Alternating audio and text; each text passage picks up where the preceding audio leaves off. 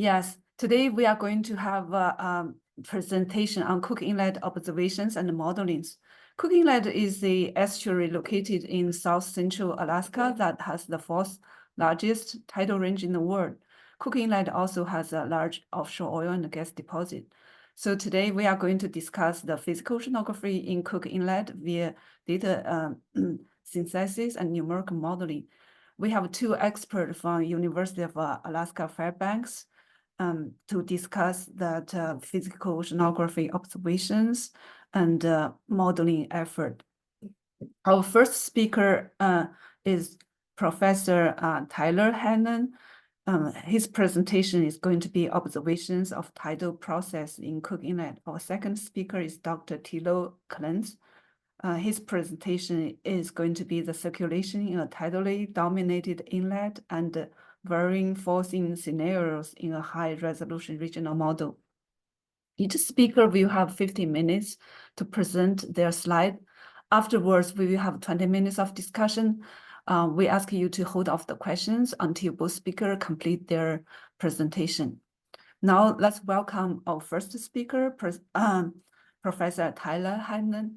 Now the floor is yours, Tyler. Thanks. All right, thank you. Can you see this? Looks like it. We got the middle here, but you can see this? Looks good. Great. Okay, so Jen already introduced sort of my slide on Cook Inlet itself. Again, it's a highly tidal region, home to important fisheries, commercial, recreational, and subsistence, and also an area of resource extraction. So we're concerned about potential interactions between the local community and environment and any contaminants in the area. Here's an oil rig in Cook Inlet. Again, I think the audience probably doesn't need an introduction on Cook Inlet, but for those of you who might not be aware, it's nestled between the mainland and Kenai Peninsula, extremely tidal, obviously. And today I'll be talking mostly about some observations that we made in Tuxedni Bay between 2020 and 2021. But then I'll also get into some work, some field work that Thilo, myself, and some others are conducting next month between Calgan Island and Kenai over here to study rip currents. So the first topic is Tuxedni Bay. It's located around the coastline of Lake Clark National Park. So the National Park Service thought it prudent to study the currents in the region to inform resource managers and other agencies on what the current conditions were, so they would have better information to develop spill response protocols and contamination mitigation strategies.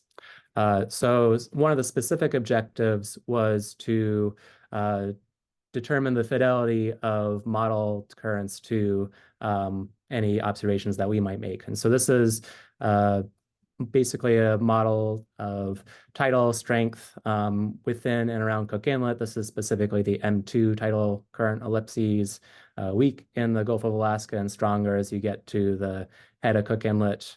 Again, our model or our study area is around here. And this is actually a model that was integrated by Kate Hedstrom, who is on the line. And so our objective was to carry out observations in this Tuxedni Bay region. We, for our assets, we had 2 moorings, which are the blue dots here, and then we had 10 tilt current meters. The moorings had ADCPs or current profilers, which get a vertical slice of the water column and resolve the currents between, for our particular moorings, about 35 meters depth to the surface, and in the regions that these were deployed, that's most of the water column. Tuxedni Bay itself is very shallow, just a meter too deep sometimes, depending on what the tides are doing. And then this is not great bathymetry, sorry to the bathymetry enthusiast, but the Tuxedni Channel does cut between the mainland and Chiswick Island, tens of meters deep. And so we had 2 moorings. Those are expensive to deploy. So the tilt current meters were inexpensive option to expand our spatial footprint and get some tidal and current observations outside the moorings themselves. So these are just some diagrams of some of the assets that we had deployed. These are some moorings, short moorings where we had an upward looking ADCP at about 5 or 6 meters, and that captured most of the water column depth, which was 30 to 40 meters. And then we have this tilt meter apparatus where we have some line for recovery, but the tilt meter itself, if you're not familiar with, is basically a buoyant rod that sways to and fro with the current, and the angle of the tilt meter tells you the magnitude of the current, and it's got a compass that tells you direction. So you can get between magnitude and direction the overall current velocity. And within these deployments, we deployed 18 surface stroke drifters, one in May of 2021, one deployment of 5 drifters in May of 2021, and then 13 in October of 2021 when we recovered all the assets. And we also got some shipboard hydrography that I won't get too much into. So anyway, marching on into the tilt current meter records. Again, these are sort of bottom current records, since the tilt meters themselves are only a meter or so long. The top panel shows the major and minor currents, or the currents along the major and minor axes. And unfortunately, these tilt current meters, we got back from our cruise, and about a week later, the manufacturer informed us that there was a bug in their firmware, which greatly increased or decreased the battery capacity. And so when we were ultimately expecting to get a year's worth of data, but we ended up getting about a month, which is kind of unfortunate, but luckily enough, we still got a month. And Cook Inlet is extremely tidally dominated. So a month is, as many of you in the audience know, probably enough to get a pretty good characterization of most of the major tidal constituents. So here's, again, the top is just a month-long record of currents at one location, ranging between maybe 60 centimeters a second to 20 to 30 meters or centimeters a second, depending on the phase of the spring neap cycle. And we can deconstruct that spectrally. We have the 12-hour tides, the M2 constituent up here, readily apparent, S2 a little bit less, and then we have the diurnal or 24-hour tides over here, O1 and K1 stand out prominently. So again, even though we weren't able to get our 12 months time series, the month-long in many cases was large enough, a long enough time series to well characterize the tides.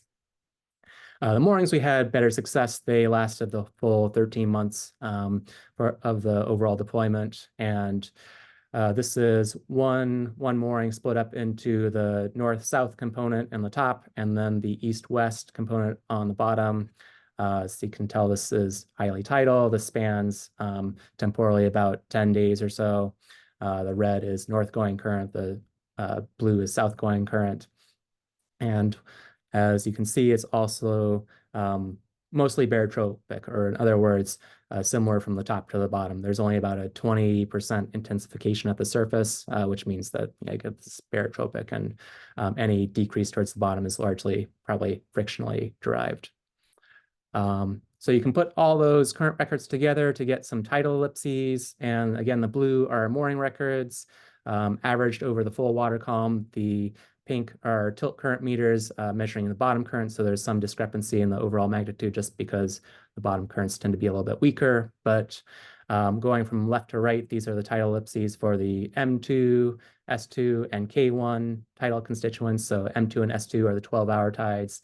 K1 is one of the 24-hour tides. What we can see is that the tidal ellipses range between maybe 50 to 75 centimeters a second. So relatively strong tides, and they're also mostly rectilinear. Tides are going, currents are going back and forth in more or less a straight line rather than kind of wobbling in an ellipse. You can see a little bit of that in M7, but it's nothing too extreme.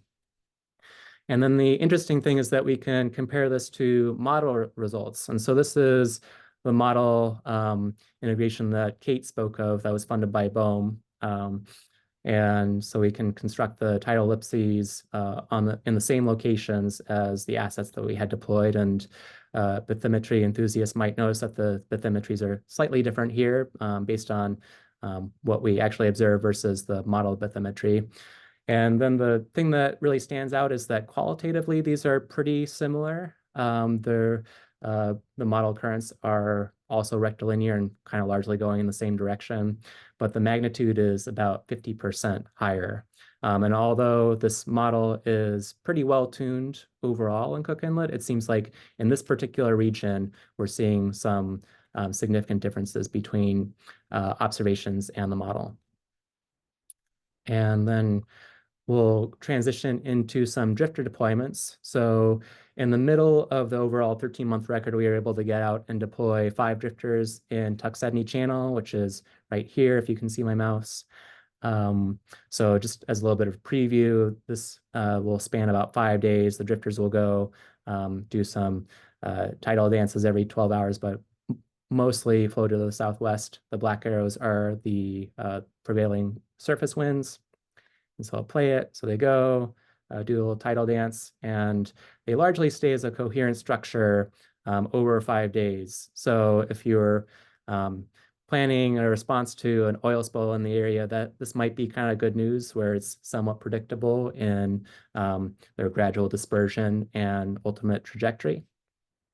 Then we also deployed 13 drifters in 3 separate groups on our recovery cruise in October 2021. One deployment was at Tuxedni Channel, 1 and 2 are a little farther south along the coast, and they're color-coded by the group that they started out in.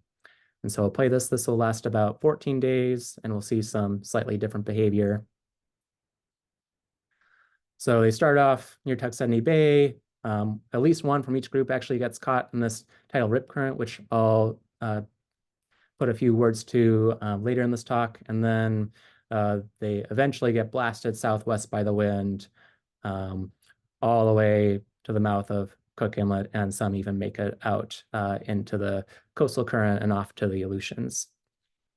And I just do want to highlight one of those groups that we deployed in October of 2021. It was actually the same location as that first group that I showed you. And so in that first group, again, they did a tidal dance to the southwest. And then this group exhibits some pretty different behavior overall in about the same time frame. So I'll play this movie. And instead of going to the southwest, they actually make a loop around Chiswick Island within 12 hours. And then after about 4 days, they're separated by up to about 100 kilometers. So this is what I would call highly divergent behavior, and they're all kind of in a different regime of Cook Inlet. So one stayed around Chiswick Island, one ended up a little bit east, one got trapped in this rip current here, and one's making its way down to Shelikof Strait, or the mouth of Cook Inlet. And so I think this is super interesting oceanographically, but it's probably kind of bad news if you're worried about spills in the area. I'll just kind of play this back again. They make a clockwise rotation around Chiswick Island, and a lot of them actually make, or 2 of them actually make 2 rotations around Chiswick Island before being carried off.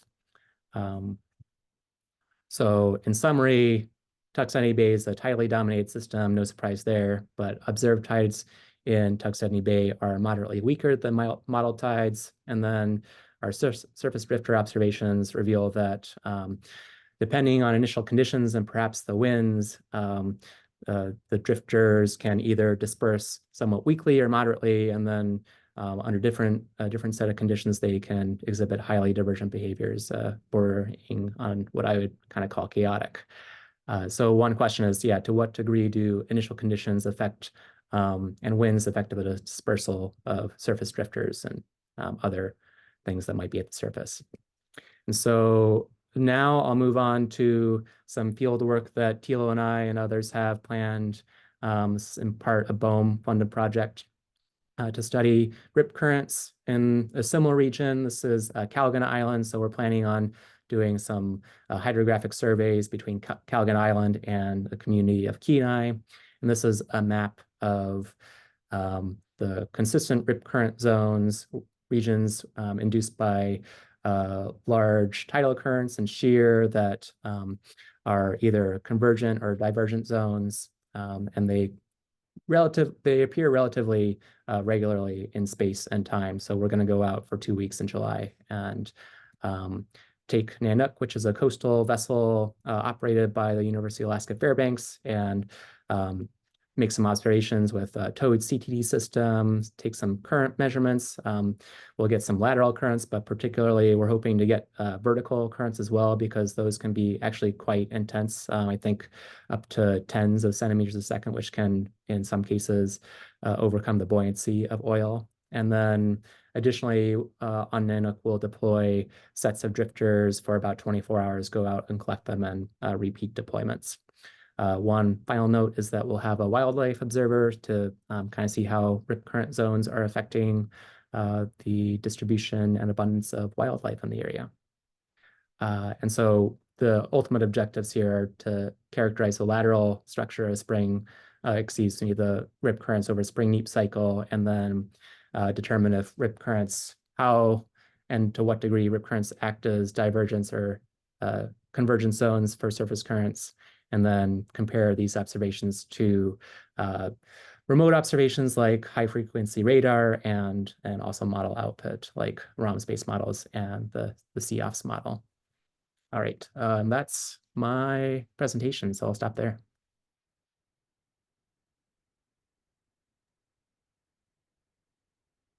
Thanks, Tyler, for your great presentation.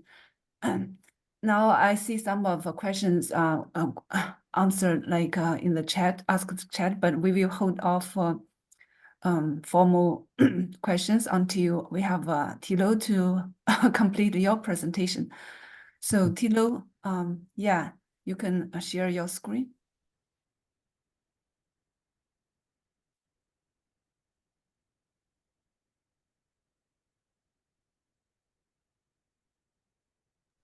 Okay, sorry.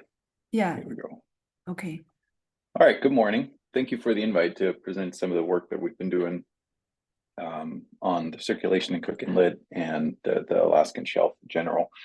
And I don't have any observations to share today. I'm going to be focusing heavily on Kate's model, and I'm going to introduce that in a bit. So there we go. So the circulation on the Gulf of Alaskan shelf is largely dominated by the Alaska coastal current. And the Alaska coastal current is a largely wind-driven current, important for the transport of nutrients, plankton, and sediment, and particularly fresh water. And so we observe pronounced seasonality in the Alaska coastal current between what we call the cold season, between October and April, and the warm season from May to September. In addition, it's unfortunately not shown here, we also have pronounced bottom currents that are important for the evacuation of nutrients from off-shelf onto the shelf, the field productivity there.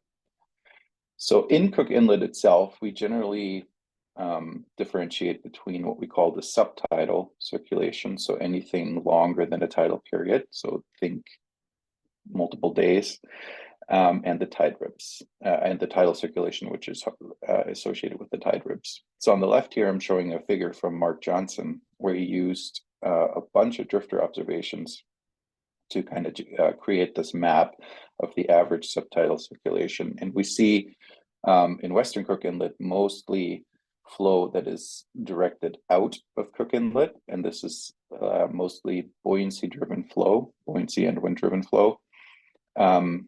And on the eastern side of Cook Inlet, we have flow directed into Cook Inlet.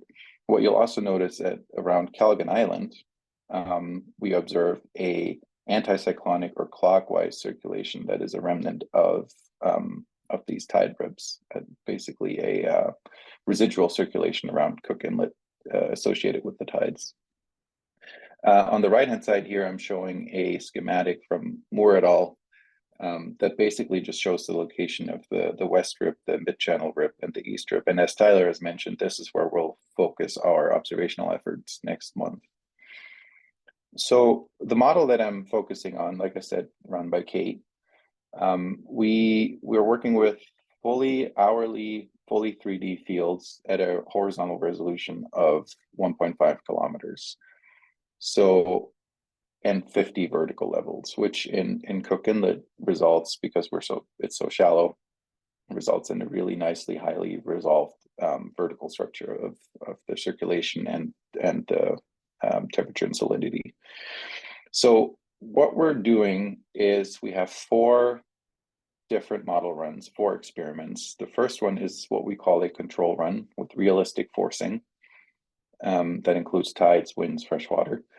And then for the 3 subsequent runs, we turn off one of these forcings. So we turn off the tides and run the whole model for 2 years, where the second year is our analysis year. The third run is where we turn off the winds, and then the fourth run is where we turn off the freshwater. And what we're trying to understand is how do the tides, winds, and freshwater impact the circulation, the hydrography, and all that of the Gulf of Alaska and Cook Inlet especially. So I want to just show you this animation of the Gulf of Alaska shelf and Cook Inlet. And what I'm showing you here is the average salinity in the upper 15 meters in the colors, and the arrows are the circulation. And so I'm just going to let this run, and this is going to run for the whole year. And what you'll see is, first of all, in the circulation, in the black arrows, you see nicely the ACC, especially in Shelikof Strait. You see that clockwise circulation around Calico Island and Cook Inlet. And what you see when we move into summer here, you get that large input of freshwater in Cook Inlet, and a general freshening of the entire Alaskan shelf there. So this is the model, just to introduce the model that we're working with here. And obviously, as it says there, this is the control run. So this includes all realistic forcing.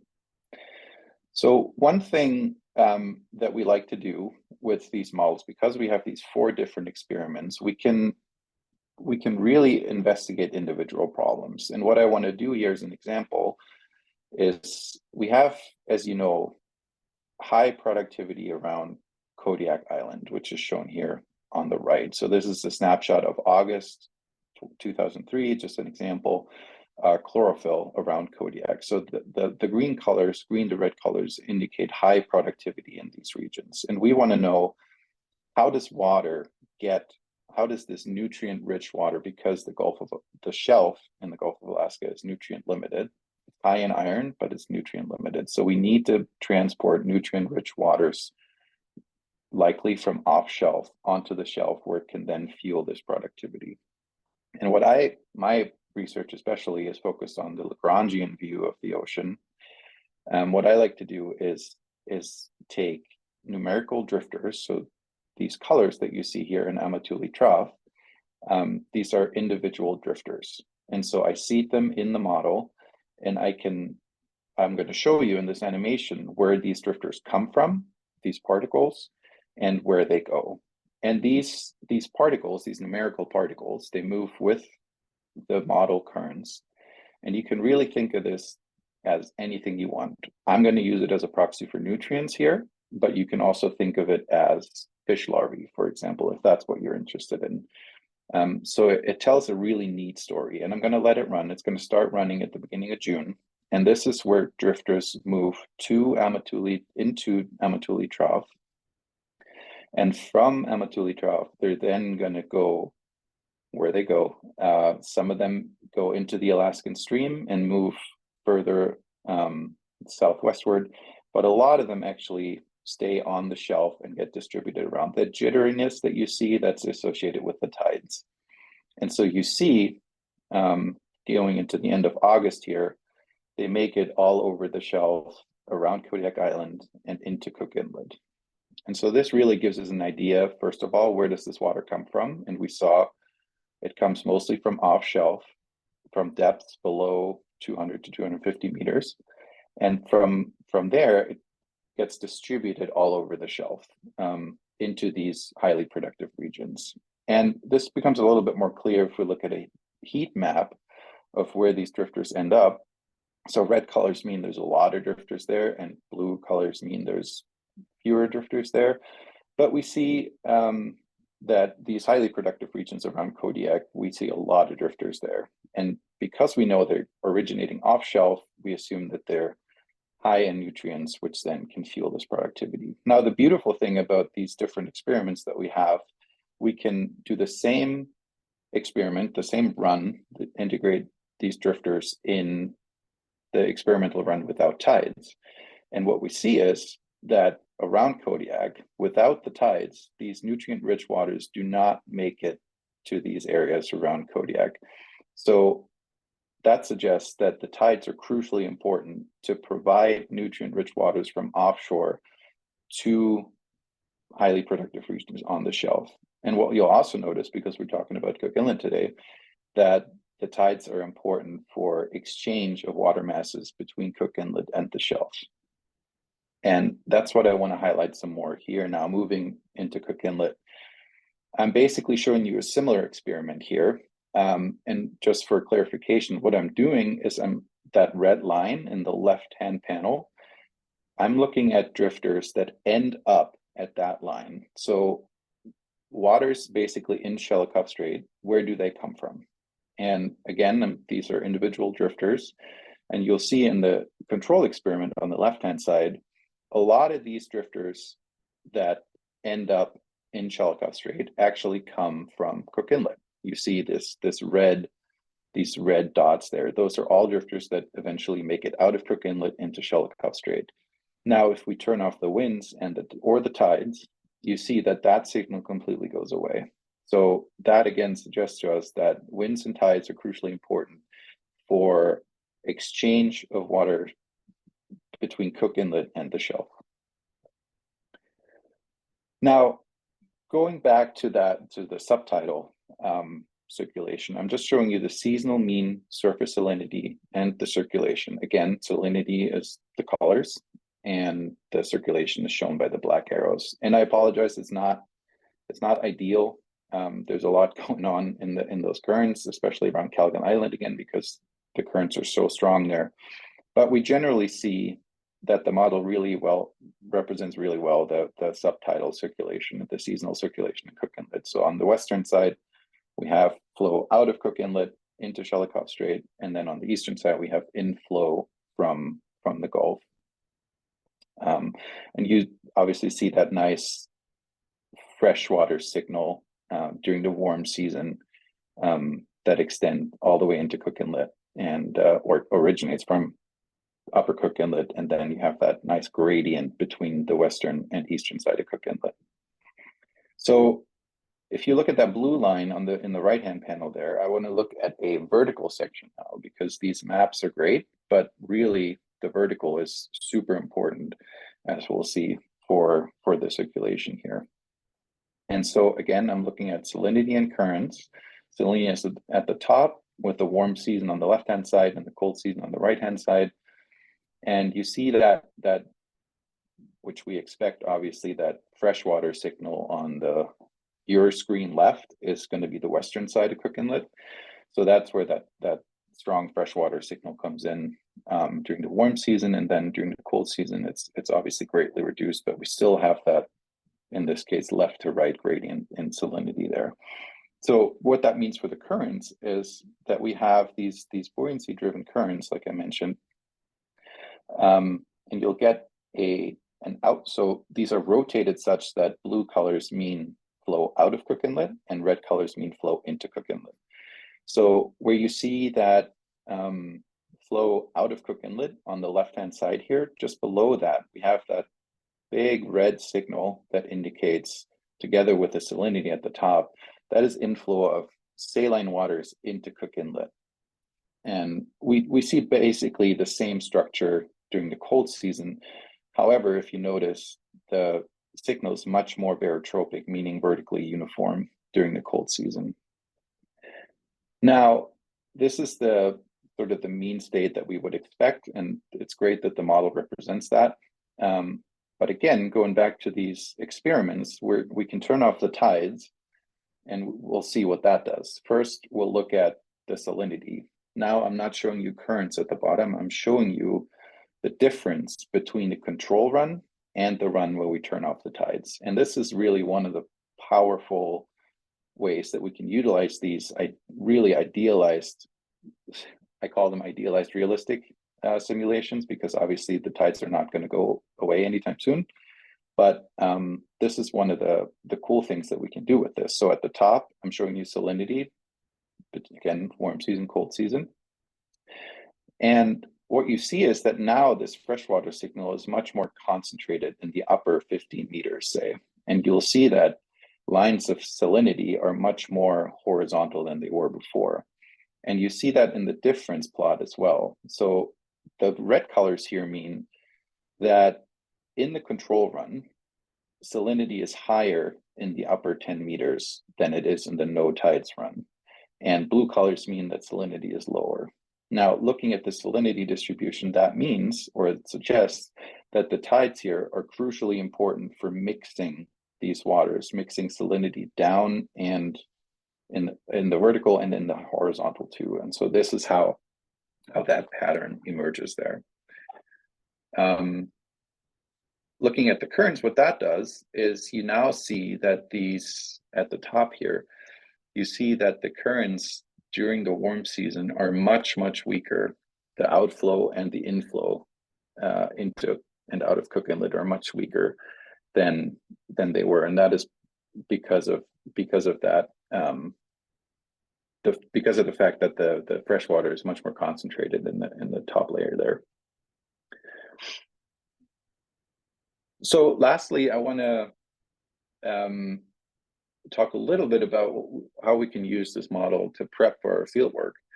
And I'm showing you here, again, an animation of drifters in Cook Inlet. And the colors now are the divergence of the velocity field in Cook Inlet. And the definition of the divergence is up there. That's not that crucially important.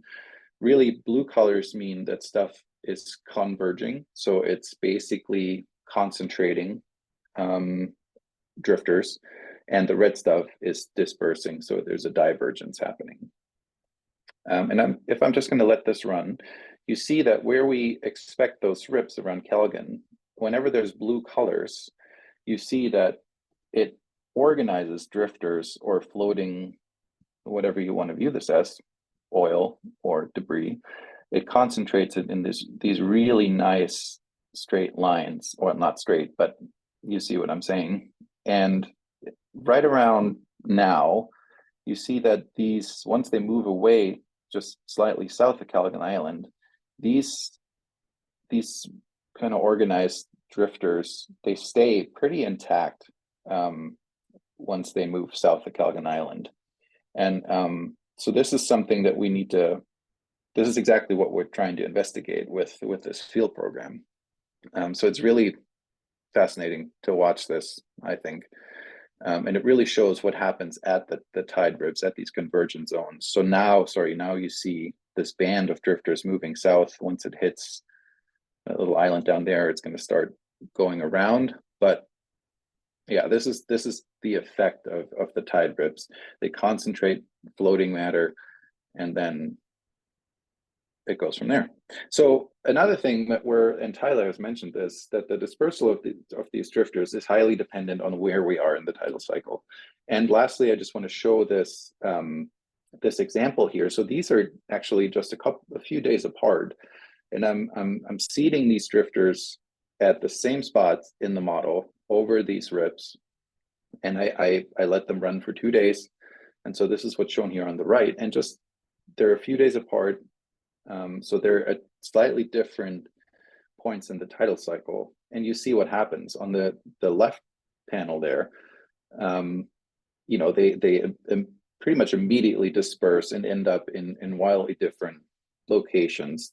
The blue group here kind of circles around Kelgan, and then the red group gets caught in the rip, goes back and forth. But you see basically that these drifters blow up basically. Versus in the other example, a few days later, they basically stay together the entire time. They make it through the forelands where we have these really intense currents, and they stay together and stay together. So for our field program, this becomes really important because ideally we don't want to chase drifters for days. We'd like to deploy them and pick them up the next day and get an idea of what we can expect. So this is where this model is going to be really helpful for that. So just to summarize, while these experimental runs are obviously nowhere near realistic, they can help us understand how the system, in this case, the Gulf of Alaska or Cook Inlet, works. and how it might respond to future changes. Think of more freshwater input, for example. So these extreme cases can really help us get a better understanding of that. The tides are vitally important for the nutrient supply to the shelf and for the exchange of waters in Cook Inlet. And these numerical simulations can help guide our field campaigns, which is especially important for efficiently utilizing the available resources. And I just want to give my 1 or 2 minutes for an outlook. And this will be interesting to most of you. When the Deepwater Horizon spell happened in the Gulf of Mexico, a lot of money was poured into the Gulf to understand how floating stuff, oil in this case, behaves. And so the black outline on the left there is the oil, the extent of the oil spill in May.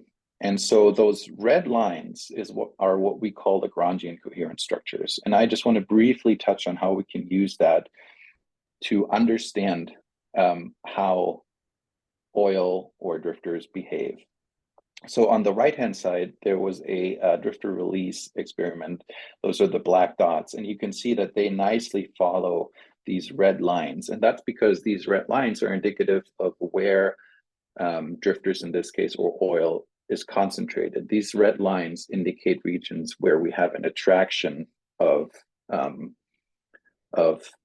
floating stuff.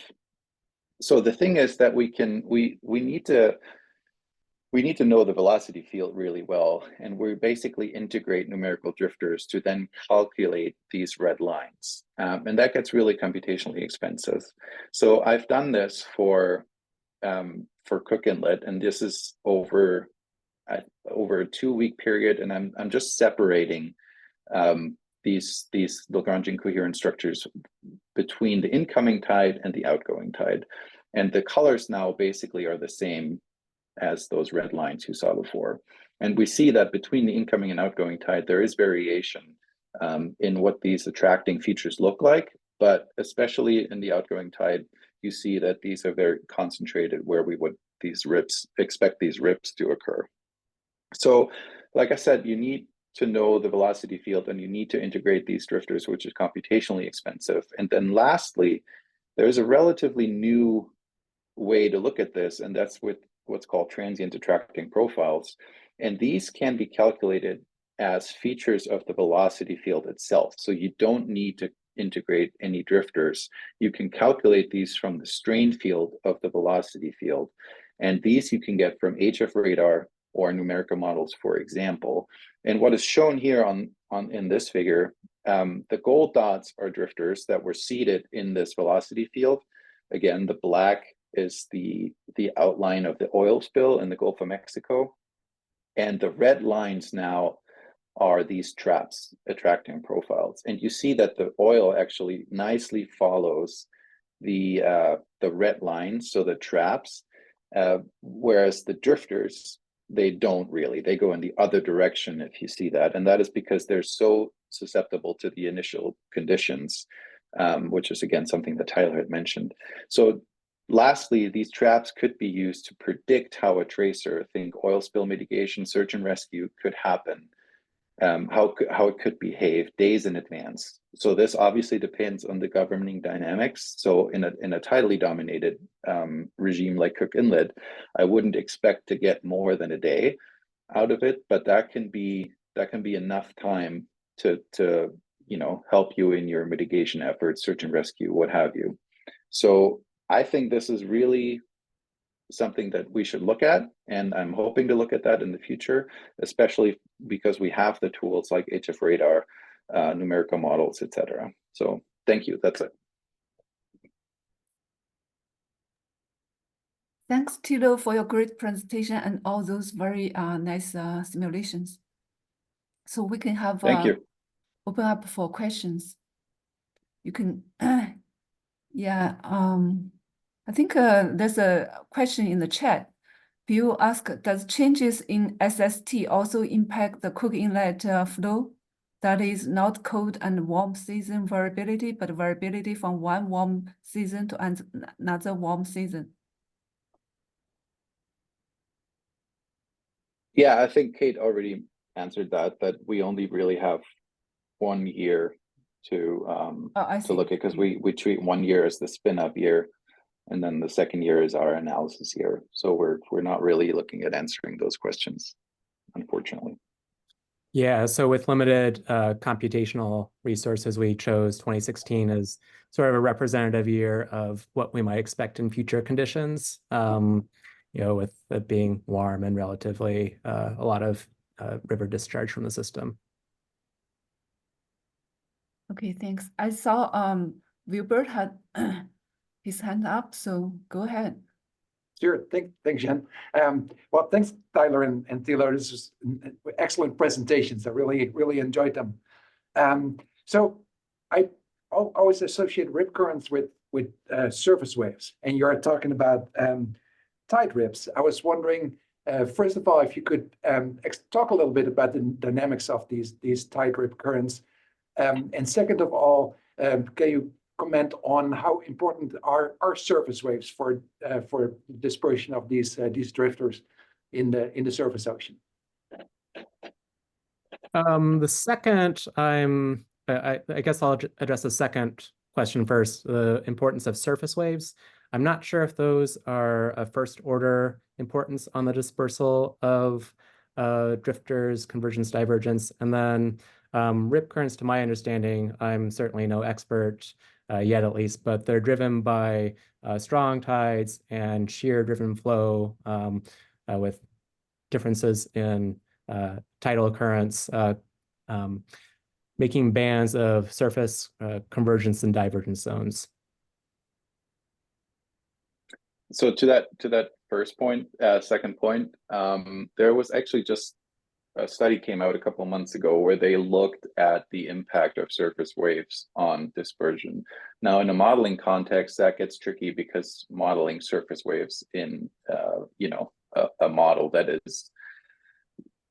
that is large enough to matter for these dispersion calculations, it's a kind of a moot point because modeling surface waves is hard. Mm-hmm. But generally, you would certainly expect an impact of surface waves on the dispersal of drifters. Now, again, depending on the scales that you're interested in, it might not matter that much because there's other processes that determine the dynamics at certain scales. So, great, thank you. Okay, Wen Chen, go ahead. You are muted. Sorry, I think Christina was before me. Okay, I didn't see that. Sorry. Sorry. Okay. Christina. Hey, no worries. Yeah, question for Tyler. Do you have any tips or lessons learned for folks who are looking to deploy moorings and equipment in Cook Inlet and get them back? Yeah, I think I could address that. So we, let's see, we actually had pretty good luck with our moorings. No big issues, good data feed from them. We ended up deploying, I think they were 350 kilogram anchors and relatively short mooring stack and an ellipsoidal buoy, which I think really reduced the drag and kept the ADCP relatively upright, and so we were able to get some pretty clean records of velocity from the ADCPs on the moorings. And then so for the tilt current meters, maybe I could share my screen again. We had this set up, let's see.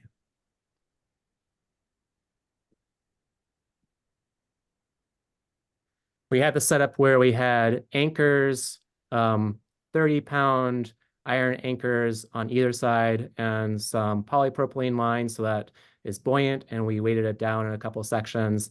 And so we recovered them by dragging with grapnel hooks, and that actually ended up being a little bit of an adventure. We ended up getting 10 of the 12 tilt current meter assemblies that we deployed back. So with an untested strategy like this, we thought that was actually pretty successful.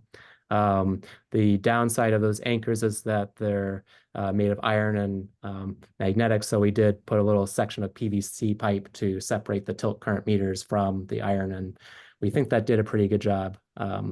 of being able to use the magnet in the tilt meter to get a reflective direction that the currents were going. I hope that answered your question. Yeah, thanks. So now waiting, you can go ahead with your questions.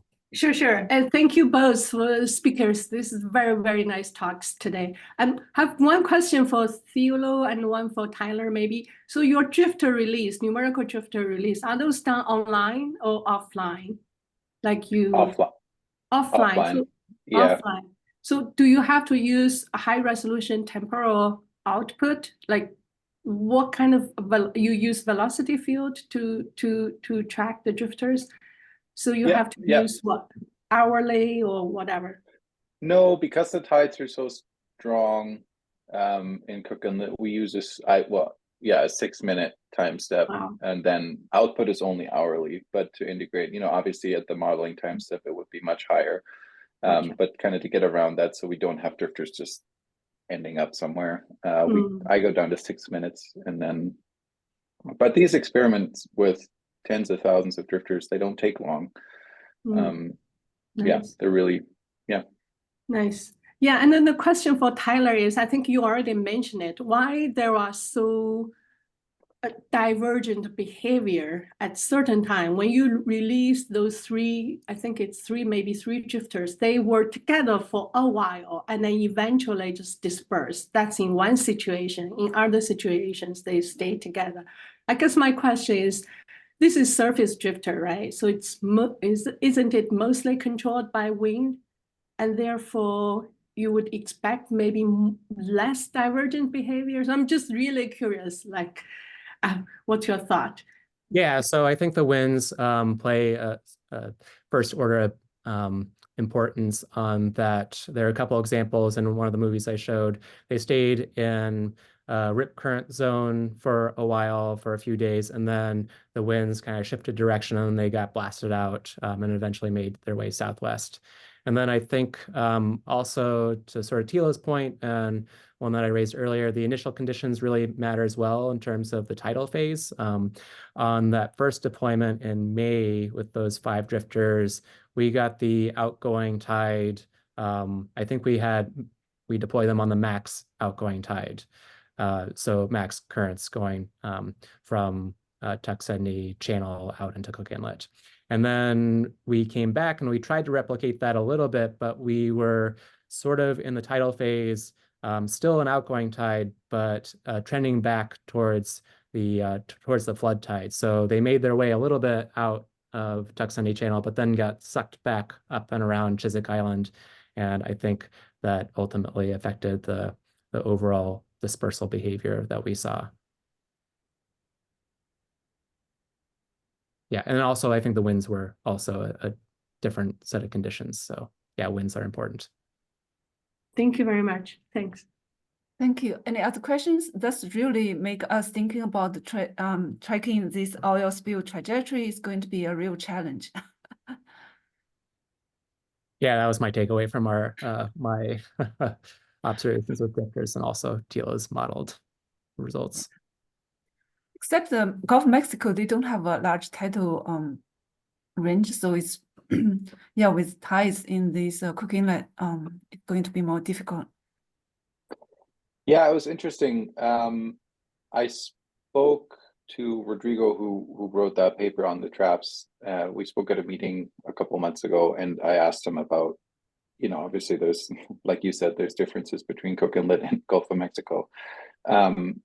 So what they did, they made basically a seasonal map of these Lagrangian coherent structures, and they found that they generally show up in the same areas. So there's no reason why you shouldn't be able to do that on a shorter timescale. So for these, whether you're in a spring or a neap cycle or what have you, so you could make these maps because they're tidally dominated on shorter timescales. So yeah, the dynamics are obviously different, but that doesn't, you could still utilize those same tools. Yes. Yeah. Okay. Are there any other questions? So we are almost like 1 hour to 1 hour time limit. It's a really great presentation for from Tyler and Thilo. I guess you guys will make our project, BOEM's project, a success. Thank you so much for your presentation. Thank you all for your participation. I see a lot of folks from BOEM. Really appreciate. Yes, I think if there's no other questions, we can just end up here. Wilbur, do you have anything to say? Yeah, I'll hand it over to Tony real quick. Yeah, actually, Jen Oh, would love Tony. to jump in. Again, thank everybody for joining today. Thank you to Tyler and Thilo for your presentations. But I also just wanted to close this out with a thank you and announcement to Jen, as this is your last meeting with us as a physical oceanography co-lead. So we're just so thankful for your past nearly 2 years of leadership and all the insights and opportunities you brought to IARPIC, including setting up this meeting. So a huge thank you. Look forward to seeing you at future meetings as an attendee. Right. And then we also have the great opportunity, I know we're getting close on time, but wanted to welcome Wei Chang, who's on the call, who will be joining the physical oceanography co-leadership team. So I know we're still getting you onboarded and up to speed, but we're very excited and very thankful to you as well for offering up your time to the community. So big thanks all around. This is a very special meeting for the community, kind of a changing of the guard.